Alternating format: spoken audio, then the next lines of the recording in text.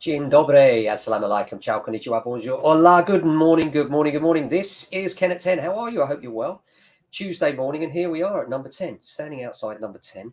Well, not really, but virtually anyway, and wondering about Liz Truss and what she might bring to the party. What it seems so far is she's coming with generous gifts. We're all going to pay for them sometime or another, though, aren't we? And one thing's for sure, she's going to shuffle everything around. We're going to get a new housing minister, no doubt. And that'll be, I think, the third one this year. And I think that's extraordinary and something that needs to change. I think just like the Bank of England has independence, housing is one of those things that should really have independence from government. And I'd like to see that, some sort of housing body that was set aside from government, made up of all cross-party MPs that would actually legislate for housing specifically. Because the problem is you get people come in, they want to create sound bites. Often they know little about housing or haven't been involved in the housing sector for long enough to understand its nuances. Because the reality is the government can only do so much when it comes to property. You know, there's lots of history behind it, and you need people that are committed long term. And the problem is that how long has this government got? Who knows? Is it a year, a couple of years? Who knows? They might hold a snap election and lose out, and then there'll be yet another housing minister. That's assuming that this one lasts for a couple of years, which would be unusual in itself. Something I noticed in the press today, and this is in the Daily Telegraph, over 65s pocketed 10 billion by investing in buy-to-lets last year, and that's according to Savills. More than 483,000 households over 65 drew an income from residential property. And, you know, we're finding that as well. There's a lot of pensioners that rely on the income they get from buy-to-let.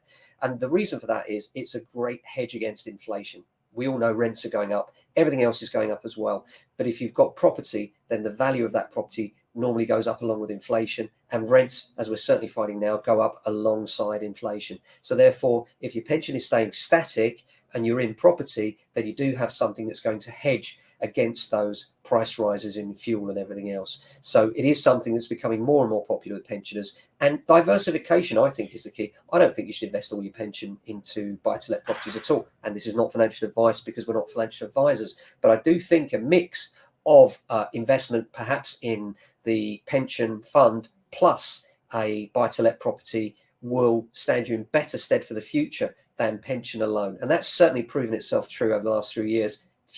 If you look at what you would have earned had you invested in buy-to-let 10, 20 or 30 years ago, or even 5 years ago to now, if you look at the yield you'll be getting versus what you paid then you'd be standing yourself in very good stead. We released a number of properties yesterday for the mums market. September, I've said before, very strong month for us. We're starting to get inquiries through from that now, which is exciting. And other people that have properties to sell are also registering with us and saying, look, we're thinking of looking at this property, and we're explaining that the best thing to do is get a valuation on yours at the same time.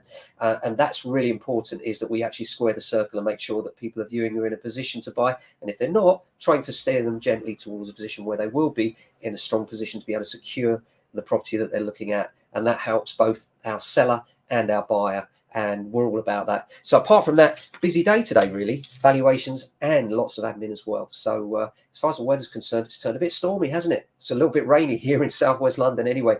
Overnight we had storms, and right now it's a bit grey and overcast. But looking like a busy day here in the office. So I hope you're well. Have a good day. We'll be back same time tomorrow with another edition. Until then, look after yourselves, and if you can, your family and friends. Ciao.